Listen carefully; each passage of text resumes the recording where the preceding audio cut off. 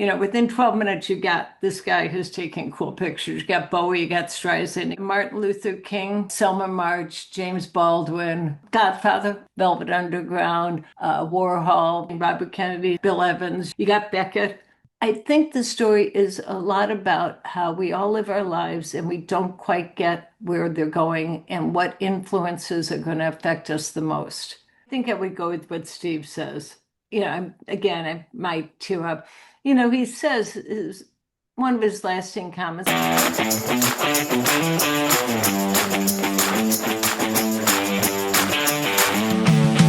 Welcome back to Flavor Report, part of dailyovation.com. My name is Joe Winger. Today we're diving back into the world of documentary films. A new film is out on streaming, and we're going to talk to the filmmaker herself, Maura Smith. Thank you for joining us today on Flavor Report. Thank you. By way of introducing you to our audience and back and forth, our audience is Epicureans. They love high-level food and fine dining. We speak to chefs and winemakers and mixologists quite a bit. We also talk about tourism and travel quite a bit. Uh, Hmm. Introducing Mara to us, she's a graduate of the USC Cinema. She has her MFA in screenwriting from Columbia University. She has directed for Sony Music, for BBC, for Paramount, and now on streaming, she has the new documentary, Steve Schapiro, Being Everywhere. It's currently out on Amazon, Apple TV, YouTube, and Google Play. Mara, the thing that I'm most not shocked by, but startled by when I saw the documentary in the theater is Steve Shapiro's archives span literally decades, like 60 plus years. He's covered so many major cultural moments, American life, Hollywood, civil rights, the Kennedys, Martin Luther King. Just to David give people Bowie. David Bowie, I mean, The Godfather, right? Look, there you go in your background. Right, right. Absolutely. We got the Godfather over there.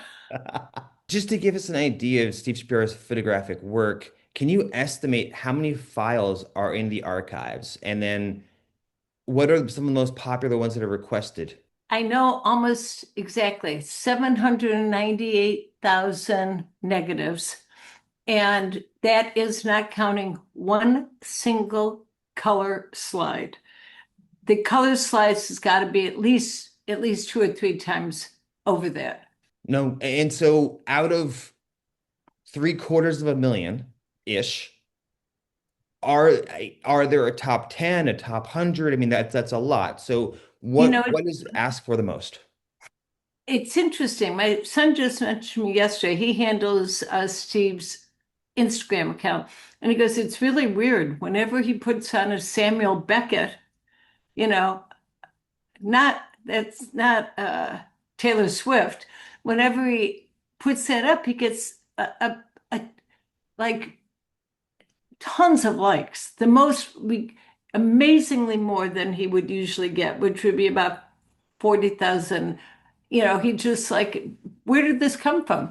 But the things that really sell the best for sure are Warhol. Steve has some really iconic Warhol, the Velvet Underground, um, Bowie, Selma March, James Baldwin, Godfather, of course.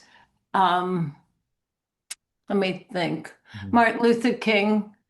Uh, yeah, I think those are Streisand, Barbra Streisand, of course, sells a lot. Okay. Um, yeah, I think those would be maybe the top. We're trying to encourage people to like his photojournalism stuff, because it's so classy. Yeah.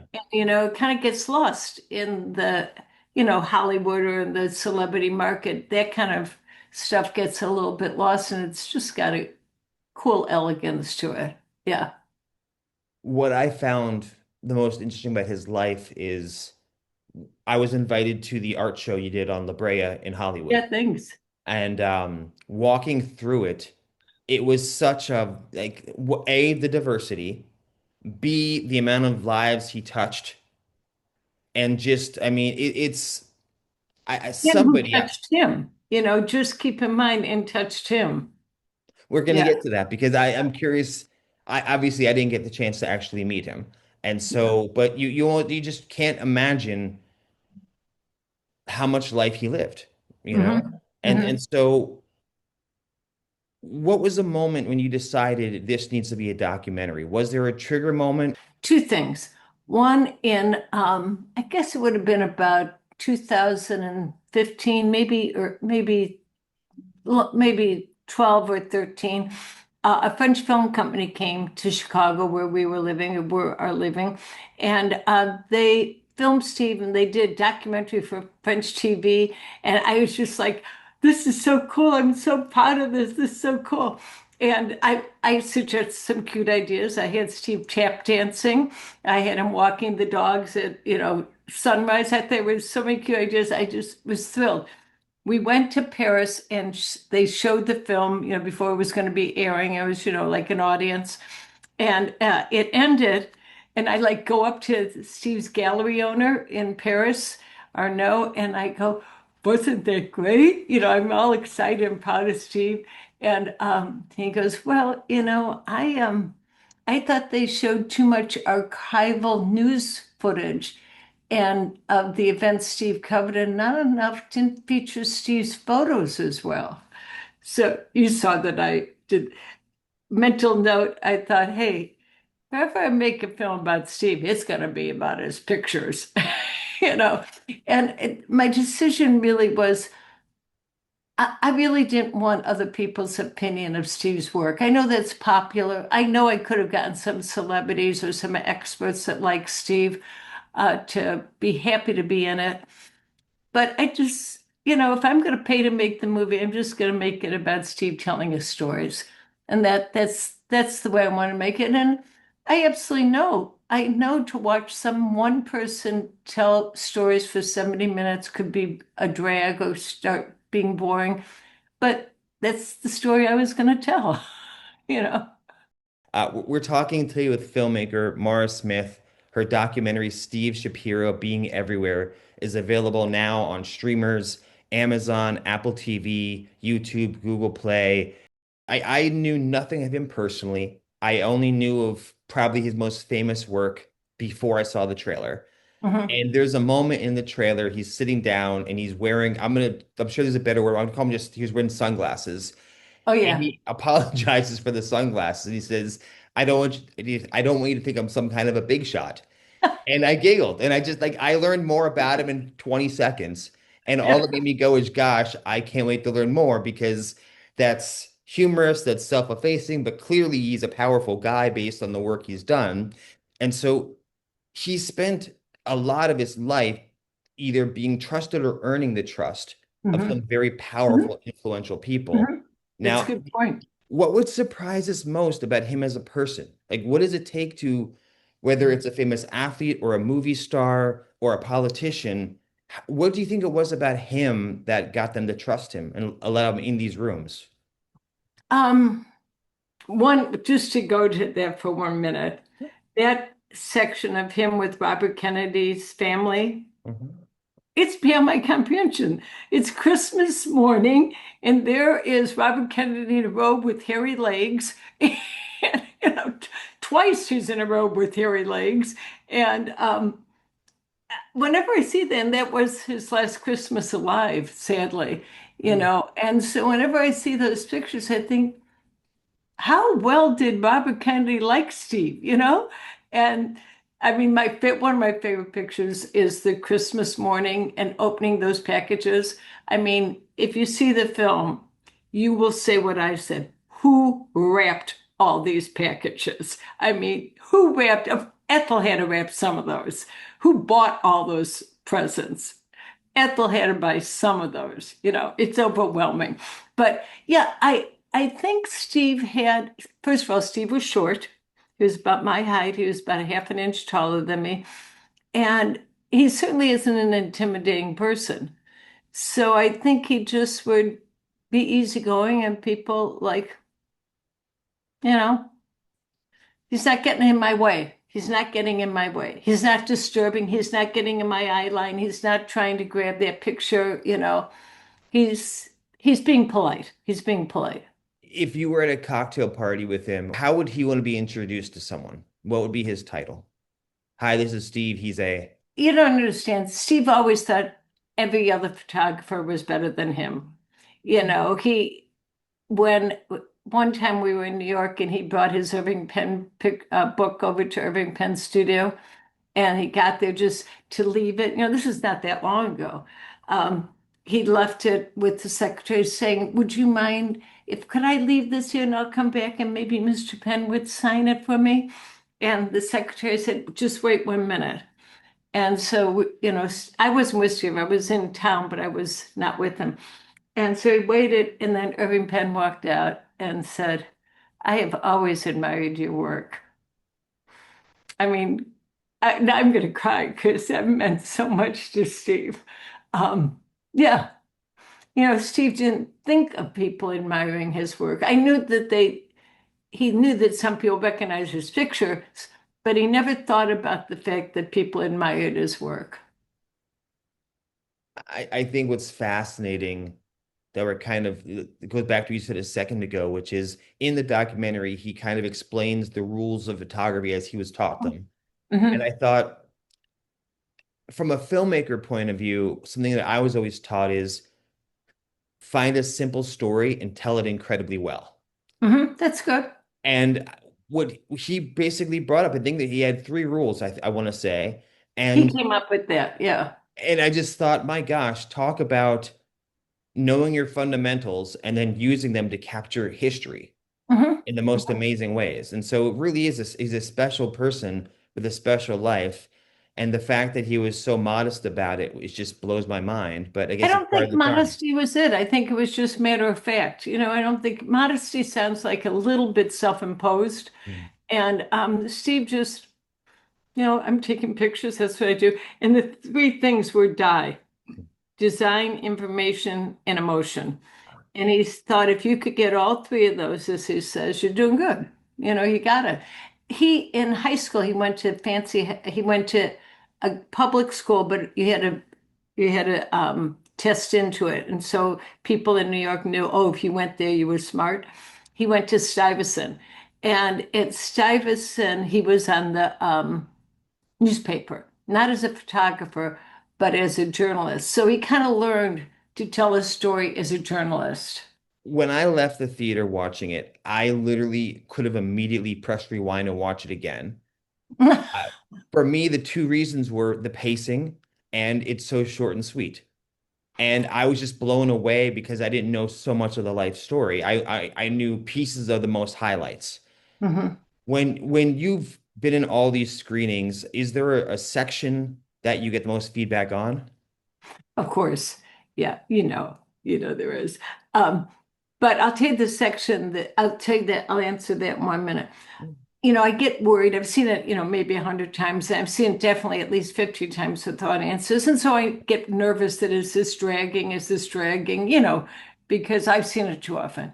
And when we get to the Martin Luther King motel room, as soon as I don't want to give this away, guys, but as soon as Steve leans over and pretends to be Ethel Kennedy holding Robert Kennedy's hand on the plane, and then I cut to their picture, as soon as that picture comes up, I go, I'm clear sailing.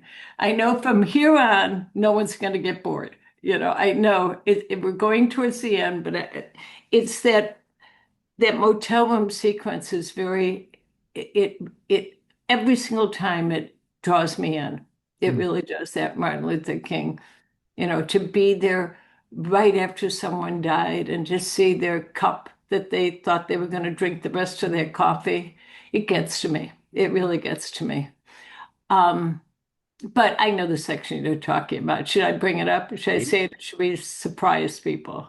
You maybe hint around it, or I mean, Okay. go ahead. Well, part of my story, Joe, was, and I think this about myself, I think this about you, I think about everybody I meet, that you have so many influences in your life, and you just don't know which one of those influences was really making such an impression on you while it's happening. Like I can tell you something an aunt said to me when I was 8 years old, and I remember being able to forget it. Now that aunt had no idea that's quick comment she said I would never forget.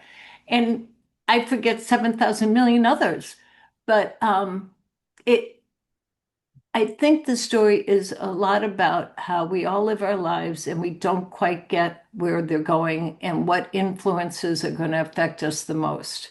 Is there a moment in it, and it could be the moment you're thinking of, it could be another one, but if somebody were to watch it, what do you want? What moment do you most want them to know about walking into it? They go, God, you need to watch this tonight.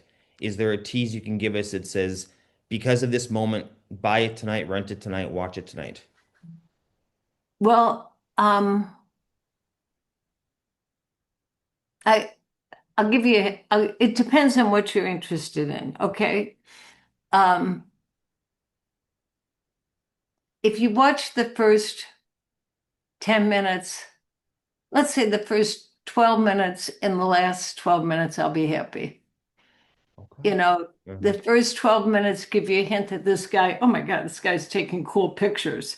Within 12 minutes, you got this guy who's taking cool pictures. You got Bowie, you got Streisand, you got Bill Evans, you got Beckett within that first 12 minutes. And then the last 12 minutes kind of takes you, takes you someplace else.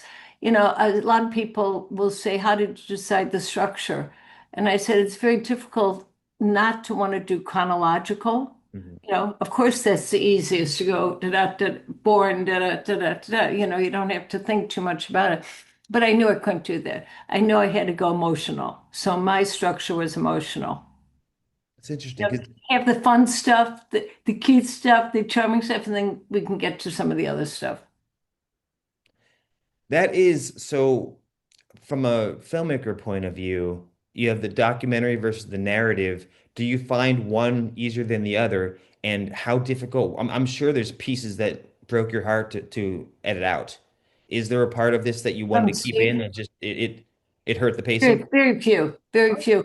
Because I didn't want to make it too long, because I always was worried that just hearing one person's voice might get boring. Um, I had one other story about a tough guy that pulled the camera off Steve's, neck and pulled out the film and threw it on the ground. So I had one good story, but I wanted to keep it moving, you know. And regarding telling narrative stories and documentaries, for those of you that are filmmakers, you can always make a documentary because you can always start a documentary. All you need is a camera and a topic. And I encourage that always. I still teach at Columbia College in Chicago, and I tell my students it's your moral obligation to do a film about your grandmother or your great aunt, and it's your moral obligation to do a nonprofit film. For some nonprofit, you know how to make this film. It doesn't have to be snazzy or expensive, but you got to do it. Um, to me, it's much easier documentary, but I prefer making narrative. So we're talking about photojournalism, we're talking about documentaries, we're talking about filmmaking. In my opinion, all three of those are going through major industry changes. And in Hmm. some cases, they've been going through different pivots for decades. Hmm. Um, my original question was, Oh, did I mess it up? no, no, no, no, no. I'm heading toward it. When I left this documentary, I was thinking, how can I word this? Is there a Steve Shapiro in the future because of technology, because magazines don't exist anymore? So Mhm. the next generation of him, what would that look like? In other words, is this documentary a Valentine to the future or a eulogy of the past? And I was so 50-50 on it. That's why I was going to bring it to you and say, what would if Steve Shapiro was born in the 80s, let's say, and he was 30 now or 40 now, what is the future of photojournalism in your opinion? I think it's going to work out. I really do. In fact, now, you know that there's a trend now that like young photographers are all excited about going back to real film and not doing digital. I think that started, let's say maybe 8 years ago, more in Europe, but now I really do feel there's a market. And Steve's represented. anyway, Steve is represented by about 8 different international photo galleries. And I know I pay attention to what they're showing, and you can see that they're figuring out how to put in new talent, and some of the new talent is a little bit set up photos, like kind of mockumentary kind of photos. Um, but a lot of them are, yeah, I think I'm not worried about it. I think it's going to work out. I agree that everybody can take a picture, everyone's a camera person, but I think that happened for a while in America that everyone had a camera they were carrying whenever they went someplace and it didn't interfere. I have hope. I've got to tell you, I'm incredibly relieved at your positive outlook on things. So thank you for being inspiring about that because in my personal world's doing okay with the digital publishing, but I think in a more traditional view, there's a lot of people out there who are pretty panicked, and so I'm glad you're more optimistic on it.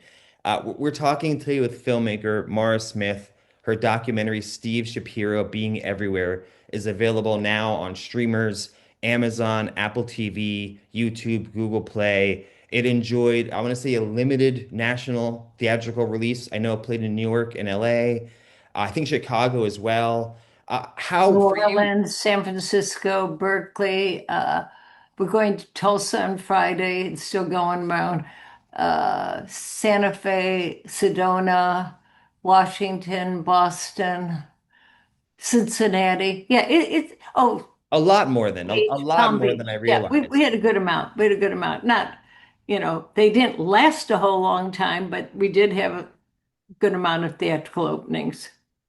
What was the experience like for you going from all these cities, doing the Q&As? What did you learn about yourself, about the audiences, about the film?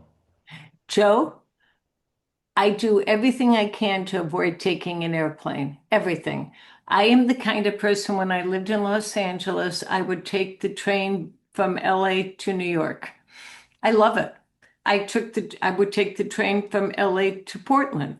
I would take the train to Santa Fe. No, I love trains and I hate planes.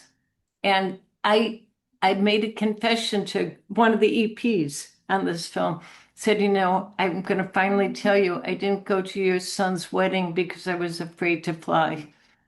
So I finally, 20 years, 25 years later, I finally confessed that I didn't show up. Um, but I know that Steve is in heaven, and I know that he's completely cracking up that within a year I've probably taken 48 flights. Yeah, I'm pretty sure that would be about right. And he is just like, I can't believe she did it. So maybe I've learned to not be that afraid of lying. Oh, I love Yeah. what. And you know what I learned? I learned about audiences. I always get worried that the film doesn't resonate with youthful audiences. It does because of Bowie, Velvet Underground, Warhol. There's topics that they're excited to see. you know, yeah. But it does work very well with people age 40 to 70. Very well. And as we were speaking a little while ago, because we have you and you've studied at two of the best film schools in the country, the world, and you're teaching at these schools, what Not is, bad. So I'm teaching one in Chicago. but Yeah. also a great school. What is in today's world, we mentioned photojournalism and you're so optimistic. How for the creative arts in 2026 and beyond, whether it's film school or photography or both, what are your thoughts on this education and where students are at today? I just thought of something. We talked for a minute before this. Mhm. I walked in after the Academy Awards in 2025 to my class. A lot of my students don't watch the Academy Awards anymore, but I walked into the Academy Awards and I went, guys, we have won. We have won. A movie that is a low budget film, not as low as is it for us. No major stars. This film won an Academy Award. The door is opening. No, I think the door is opening. I think the big, wonderful films, make them with as much AI as your little heart desires. Do whatever you want to do. Use CGI. Do whatever you want to do. but we're going to make those films that you really want to see and that touch your heart and that mean something to you. I think we really will. I I love I love where it's going because now they need us more than ever. They need those independent filmmakers to tell those real stories. I gotta tell you're making me feel a little emotional between your optimism and your love and your thoughts on the future. I should talk to you every day because you bring a lot of Feel spirit free. to it. Feel free. Another thing is, Joe, Yeah. it's cheaper. Just to tell you, I made a film towing. Probably you missed it. It was in 1976. I made a feature film with Joe Mantegna and Sue Lyons. Sue was from Lolita. Um, and that cost $350,000 to make. I made two narrative films last year, and each one cost $120,000 to make. So isn't that amazing? That Isn't is. that amazing? And I mean, they're all three are the same quality. They're not great quality, but all three are equal in quality. So yeah, there's so many cheap, editing's much cheaper, cameras are much cheaper, so really just have an idea and go out and make a movie. Because you have two roles in this as the filmmaker and as the wife, did those roles ever battle each other? And if so, who won? Nah, I'm sorry. I'd like to pretend. No, No. no. This film was just this film. In fact, people will say sometimes, "Oh, I love your film," or "I like your film." And I go, "It's not my film. I have nothing to do with it. This is Steve's film. Yeah. My narrative films are my film. This is Steve's film. I just was nice enough to put it together for him." As we're wrapping up, one last time, we're here with filmmaker Maura Smith. The documentary, the feature-length documentary is Steve Schapiro Being Everywhere. It's available on Amazon, Apple TV, YouTube, and Google Play. Uh, it's a very, very easy to watch, watchable movie, even though, let's be clear, there are some very heavy moments in it. But as we discussed, when it gets going, the pacing just moves. And Steve is an incredibly charming person. I think a concern would be at first, gosh, we're going to spend an hour with this guy. He better be charming, and he's fun to talk to. He's just Thank you could spend a weekend talking to him and enjoy every minute of it. So 71 minutes flies by. Uh, as the screen fades to black, we're watching it tonight. What message do you want someone who just bought it or rented? What do you hope they leave the experience with? Well, I think I would go with what Steve says. Again, I might tear up. He says one of his lasting comments. I don't want to take it away from Steve, but if you get to that part of the film, you'll watch the end. It's only like one more scene. And he just says, go out there, take pictures that are important, that mean something to you, and change the world by your images, you know. And I think we can all do that still. I think we can all do that, change the world by our images. And we both know that the world's a little bit discombobulated now. And if you can change the world with a little more kindness, let's do it.